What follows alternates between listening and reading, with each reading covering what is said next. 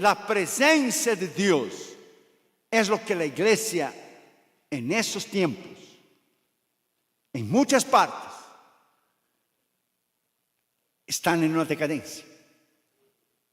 El símbolo de la presencia de Dios en el Antiguo Testamento era el arca del pacto. Los trompeteros tenían que ir adelante y los sacerdotes llevar el arca. Era el símbolo de la presencia de Dios y de la comunión con Dios. Y donde estaba el arca, estaba la presencia de Dios. Y era segura la victoria para Israel cuando estaba el arca. Pero cuando Israel pecó y acabó y se fue la gloria de Dios, tomaron el arca y la usaron como un amuleto contra los filisteos. Y salieron a la guerra, y cuando el pueblo vio el arca, seguro que pensaron que iba a ganar la guerra de los filisteos. No, la guerra fue capturada por los filisteos durante 20 años. Porque la presencia de Dios, la comunión con Dios, ella no se adquiere y no se la usa en una terminología de que si la presencia de Dios estuvo conmigo ayer, ella estará siempre. Si nosotros fallamos a Dios y pecamos, la palabra dice bien claro en el Salmo 66, si yo abrigara en mi corazón iniquidad, el Señor no me hubiera oído. Entonces los dones de Dios son irrevocables, pero la presencia de Dios, ella está contigo cuando vivimos una vida recta y una vida íntegra. Cuando David pecó con Betseba y él escribió el Salmo 32, el Salmo 51, él dice, Señor, renueve en mí un corazón limpio y no me quite el gozo de mi salvación, porque él había no perdido su salvación, él había perdido su gozo. O sea, él había perdido la presencia de Dios. Él dice bien claro en el Salmo 32, 51, mientras yo callé, envejecieron mis huesos. Hasta que Natán vino delante de él y le contó la historia que usted ya sabe, del cordero, y que estaba el cordero con la familia, y que el hombre rico, al invés de matar a uno de sus corderos, mató la ovejita del hombre pobre, y David se incendió, dijo, ese hombre merece morir. Y Natán dijo, ese hombre eres tú. Y Dios le dijo a David, yo fui contra tus enemigos, yo maté a Saúl, yo te puse en el trono, yo te di todo, absolutamente todo. Y él durmió con Betseba, y no era necesario, porque David tenía 9 mujeres. Y él perdió la presencia de Dios, la comunión con Dios. No hay nada más terrible, porque el que no conoce a Dios no sabe lo que es la presencia de Dios, porque él no tiene el Espíritu Santo. Pero el cristiano que ha tenido el poder de Dios y el Espíritu Santo, y ha experimentado lo que es las promesas del siglo venidero, como dice Hebreos 6, y él pierde esa comunión, y él peca, y él se aparta. ¿Cuán terrible se siente la persona cuando falla a Dios? ¿Sí o no? Terrible, porque la presencia de Dios ya no está más ahí. Nos acordamos de los tiempos pasados, del avivamiento, del poder, de la unción. Esto es lo que hace falta a la iglesia hoy en día, la presencia de Dios. La iglesia hoy está viviendo de eventos, de conciertos, de shows, de predicadores, de falsas doctrinas, que hoy han surgido en las redes sociales unos Don Juan de los Palotes que no se sabe quién es, y predica una cosa, el otro predica otra, el otro predica el otro. La iglesia ya no tiene doctrina, la iglesia ya no tiene base, la iglesia ya no tiene madurez, la iglesia ya no camina en la presencia de Dios y en el poder de Dios, porque están oyendo a hombres sin doctrina, están oyendo a hombres sin comunión con Dios. Todo es grito, es show, estamos en un caos. La iglesia necesita volver al lugar secreto de la oración, al lugar secreto de la comunión con Dios. La iglesia necesita volver a oír la voz de Dios. En el devocional de Oswald Chambers, que fue el más famoso en pos de lo supremo, él pone una cita de Robert Murray M'Cheyne, que dijo, los hombres de Dios vuelven una y otras veces en busca de aquellos secretos espirituales y las cosas escondidas con Dios, el secreto escondido con Dios. Los verdaderos creyentes que han crucificado su carne buscan los tesoros escondidos que está solamente en Dios. O sea, si nosotros queremos conocer a Dios, Dios no está en la superficie. En la superficie el sol está para el pecador. Cuando el pecador recibe a Cristo, eso es todo lo que él sabe, que él es pecador y él hace la oración del pecador. En Ezequiel 47 usted va a ver los 4 niveles espirituales. Y dio el agua en los tobillos, y dio el agua hasta la rodilla, y dio el agua en el muslo, y dio el agua en el pecho, y entonces un río que no podía pasar. Los teólogos hablan de niveles espirituales. Los nuevos cristianos y los cristianos infantiles, los cristianos sin madurez, los principiantes, están como los niños jugando en la arena, en la playa. Cuando Catherine y Gina eran chiquitos, ahí en California, lo llevábamos en el verano en la playa. Y cuando ellos entraban en el mar, como el Pacífico es frío, nomás venía el agua, ellos salían corriendo de vuelta, corriendo Catherine y Gina con sus pesitos, porque los niños solo juegan en la orilla. Cuando Jesús habló a Pedro, Jesús le dijo, boga, mar adentro.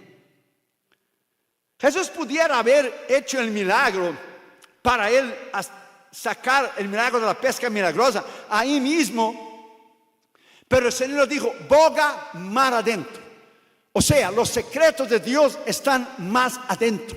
Aquellos que están dispuestos a buscarles, aquellos que están dispuestos a buscar en el pago de la oración y del ayuno, que la iglesia ya se olvidó, la iglesia ya no hace más esto, no existe más. La iglesia se olvidó de la presencia y del poder de Dios. El otro día, Damaris y yo terminamos un ayuno de días y días y días con una debilidad tremenda, solo con agua. Y yo dije a Damaris, nadie más hace eso. Nadie más paga el precio, porque como Italia va a ser una guerra espiritual tremenda.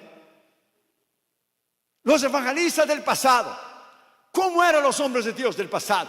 Teddy Osborne, Oral Roberts, Didi Ávila. ¿Cómo eran los grandes hombres de Dios que Dios usaba en el pasado? Charles Finney. Se metían con Dios una semana, 2 semanas, no salían de su cuarto, oraban, como Daniel Nash, que era el intercesor de Charles Finney. Él llegaba en una ciudad 2 semanas antes de una campaña, rentaba un hotel, no comía nada, solo bebía agua y oraba y ayunaba 2 semanas. Cuando llegaba Charles Finney, había milagros, sanidades, 100,000 personas, un poder de Dios tremendo. Cuando murió Daniel Nash, terminó el ministerio de Charles Finney. El poder no estaba en Charles Finney, el poder estaba en las rodillas de Daniel Nash. El poder sigue estando en las rodillas. El poder de Dios sigue estando en aquellos que le aman, que le buscan, que pagan el precio. Pero la iglesia no quiere pagar el precio.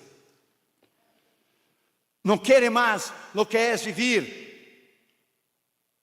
en una cercanía con Dios, porque es renuncia, es la abnegación, es la muerte de la carne, del ego, del yo, y nadie quiere hacer eso más. Nadie. En primer lugar, la Biblia dice que la comunión íntima de Jehová, íntima, no dice ocasional, íntima, es una comunión personal. Dios dijo a Moisés en Éxodo 19, sube aquí en el monte, sube aquí conmigo, en mi presencia, y aquí yo voy a hablar contigo. ¿Cuál fue la última vez que usted se trancó en el cuarto y usted no salió de ahí hasta que Dios le hablara? La iglesia ya no hace eso. Si nosotros pensamos que vamos a buscar a Dios y a encontrar a Dios en las cosas fáciles, no lo vamos a hacer. Hoy tenemos una tecnología tremenda. Y mira lo que leí el otro día. Si nosotros creemos que vamos a sustituir la tecnología por el poder de Dios. Una chica dijo, conocí a mi novio por Facebook, nos comunicamos por WhatsApp, él me pidió por Skype, nos comprometimos por Twitter y nos casamos por Instagram. Vamos a ir a una luna de miel y poner los videos en el YouTube. Vamos a encargar los hijos por Amazon y cuando él estuviera viejo lo voy a vender en el eBay. Esa es la tecnología de hoy. Tecnología no sustituye el poder de Dios. Podemos tener de todo, pero si nosotros no volver al lugar trancado del ayuno y de la oración, a volver a oír la voz de Dios, el poder de las tinieblas no será roto. Es la comunión con Dios donde nadie quiere pagar el precio. Un famoso pianista internacional dijo una vez: si yo no practicar con el piano un día, nadie va a darse cuenta. Si yo no practicar el piano 2 días, yo me daré cuenta. Pero si yo no practicar con el piano 3 días, cuando yo dar un concierto, todo el mundo va a darse cuenta. Se sabe cuando un boxeador ha entrenado o no. Cuando le ponen las luces y él sube arriba de la tarima, y si él está entrenado, él está seguro de sí mismo. Pero un boxeador que no es disciplinado, que no se levanta temprano, como en la película Rocky, se levantaba temprano, ponía 3 huevos en un vaso y tomaba los 3 huevos y salía corriendo. Es una película, pero la disciplina. Si un boxeador, si él no se prepara sin las luces, si él no se prepara solo, sin las cámaras, cuando él estuviera en público, se va a dar cuenta que no tiene lo que es necesario. Se sabe cuando un predicador está en el púlpito con la unción de Dios y cuando él no tiene la unción. Cuando él empieza, ¿y quién vive? Y es Cristo, y a Dios gloria, está dando vuelta, no tiene nada. Se sabe predicadores que tienen la unción. Se sabe predicadores que tienen el poder de Dios. Se sabe predicadores de hoy de shows, de conciertos, de aplausos, de soberbia, de altivez, de guardaespaldas, que gritan y saltan. Y como la gente, con todo el respeto, no tiene 2 dedos de frente, no tiene seso, siga cualquier Don Juan de los Palotes que sale hoy día predicando y la gente salta y grita porque la gente no tiene base, no tiene doctrina. Déjame decirte a ti, my friend, el libro de Eclesiastés ya dice bien claro, Salomón decía, cuando no hay filo en el hacha, hay que poner más fuerza. Spurgeon decía bien claro, cuando el predicador no hay el filo del hacha, se nota, se ve. Es como cuando usted mira un juego en el pasado, no el Brasil de ahora, que ni pudimos ganar de Venezuela, ese es un fiasco. Pero el Brasil de antes, de Pelé, de Rivelino, de Zico, de Falcão, del 94, por lo menos 2002. Se mira cuando usted ve un juego, Brasil, Alemania, Holanda, Argentina, se ve la diferencia de un juego de Trinidad Tobago, de un equipo chico, se ve. El predicador veterano se da cuenta. Yo ya me he levantado de cultos y yo he dicho a Dahmer, yo me voy, si tú quieres quedar, tú te quedas. Yo no puedo ir ese hombre. Porque tú sabes, tú eres veterano, aquí nada te está... My friend, tú ya llevas muchos años en eso.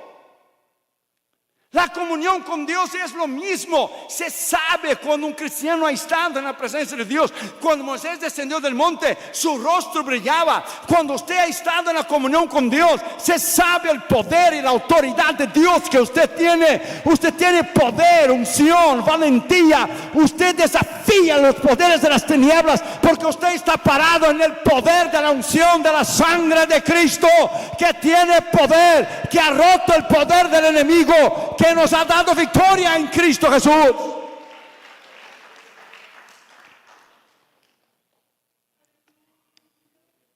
¿Cuál fue la última vez que usted se entrancó en un cuarto y no salió de ahí hasta que Dios le hablara a usted? En 1840, cuando preguntaron a Robert Murray McCheyne por qué el avivamiento había llegado a Escocia, él dijo, fue por la oración de los ministros y del pueblo de Dios. La oración de los ministros y del pueblo de Dios. Hoy tenemos shows y conciertos que no hacen nada. Viene alguien, renta un coliseo, un estadio, un concierto.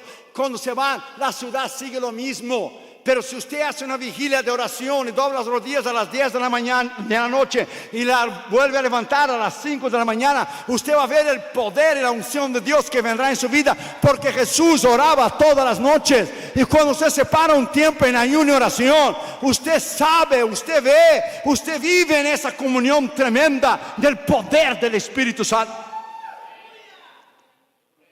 Oh, tenemos lo que es recuerdo de aquellos tiempos. Yo soy de un tiempo, déjame decirte a ti.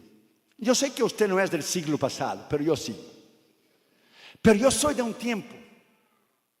Cuando yo era chiquito e iba a la escuela dominicana, en los bancos de la escuela dominicana de la Asamblea de Dios en Brasil, la gente que estaba chueca, que vivía más o menos y en pecado, tenía miedo de ir al culto. La gente temía a Dios. Porque la gente que iba más o menos, Dios levantaba un profeta, una mujer de Dios, así dice el Señor, tú estás en pecado y tú también, y tú también. Y el Señor les da una semana de vida y del cielo. O se arrepienta o Dios los acabará. La gente tenía miedo. Hoy la gente viene a la iglesia viviendo juntos, fornicando, robando a Dios, no dan sus diezmos. Hoy la gente vive de cualquier manera, es increíble. Yo fui a Noruega, decía yo al pastor, fui a Noruega cuando ya el pastor estaba dando la Santa Cena a gente que estaba viviendo junto, durmiendo juntos sin estar casados. Estaba bebiendo y comiendo para su propia condenación. Oh, eso no era todo. El gobierno de Noruega estaba dando ayuda a los hispanos. Solo eran solteros. Ayuda financiera para apartamento y para la comida. Y tenía que aprender el idioma, el noruego. ¿Qué hicieron los cristianos, entre comillas? Se divorciaron legalmente, pero siguieron viviendo juntos para recibir un cheque del gobierno. Esa es la iglesia. Para que usted vea, condenando su alma al infierno por un cheque del gobierno. Si la iglesia no tiene lo que es, my friend, no tiene la comunión con Dios. Si la iglesia no tiene lo que es convicción de lo que es cierto y equivocado, imagina el mundo. No, es que cuando predicamos así la gente dice, ese es un mensaje religioso, ese es un mensaje de normas, ese es un mensaje del pasado. No, ese mensaje está aquí. Sin santidad nadie verá al Señor. Está escrito, ese mensaje está aquí. La Biblia no es antigua ni moderna, ella es eterna, es la eterna palabra de Dios. Den un aplauso al Señor Jesucristo. Es el poder de Dios, es la unción de Dios, ella es la palabra de Dios.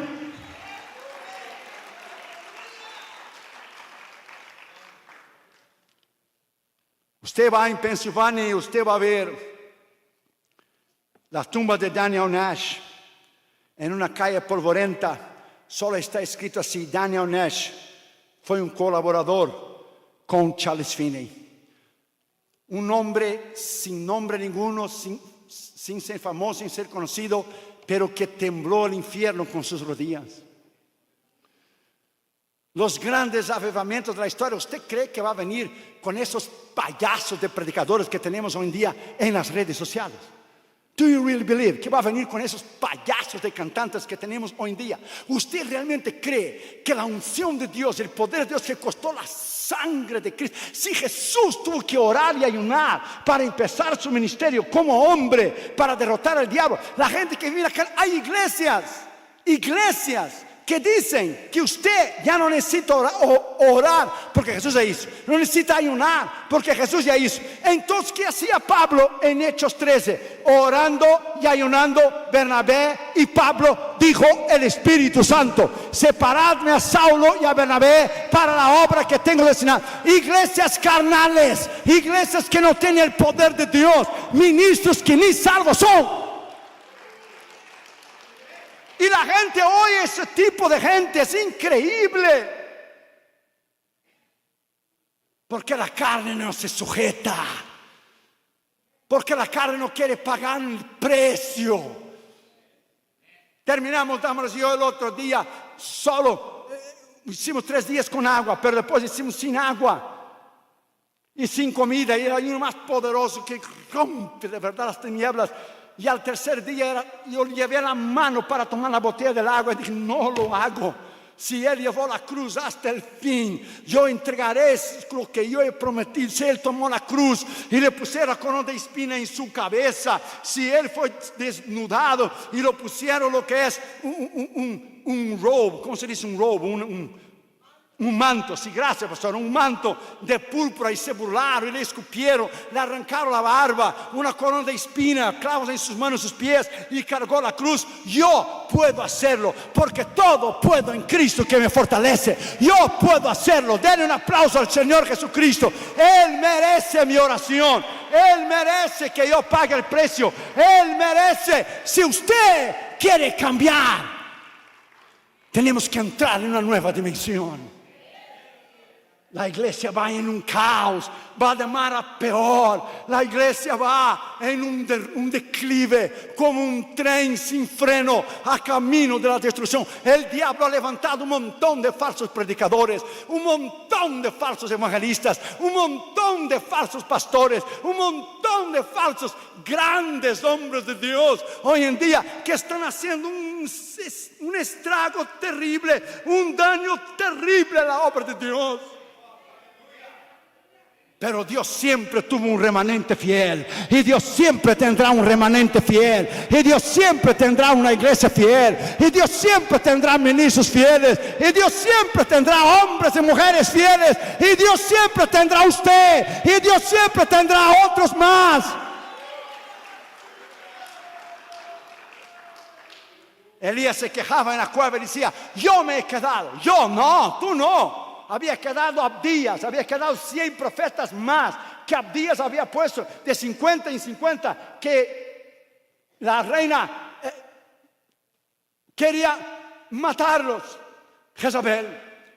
Era él, Obadías y más 100. Entonces son 102.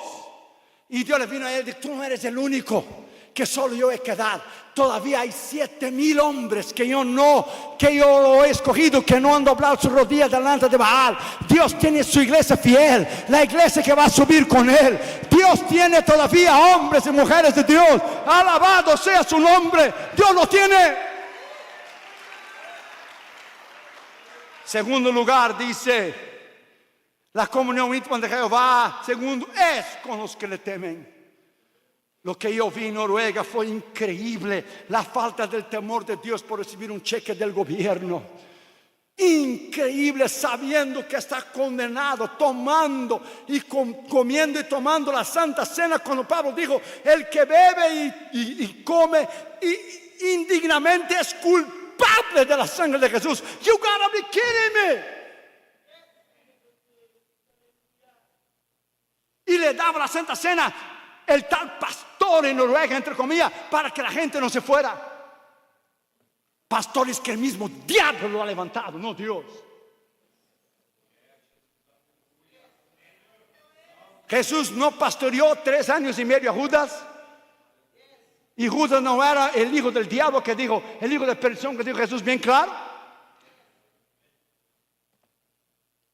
La comunión es con los que le temen. His Hoyos, en su libro El Intercesor, él ganó la batalla de oración durante la Segunda Guerra Mundial con 8 estudiantes en Londres del colegio. Mira, cada ataque que Hitler iba a hacer, Dios revelaba a His Hoyos lo que Hitler iba a hacer, y Dios lo revelaba a él. Y él y su instituto bíblico de 8 estudiantes oraban en la oración, y Dios cambió la historia de la Segunda Guerra Mundial, que nadie lo sabe, excepto si usted lea este libro, El Intercesor, The Intercessor, His Hoyos. La iglesia ha perdido el amor, ha perdido lo que es la paga del precio. Todos queremos hoy en día regalado, todo fácil, todo.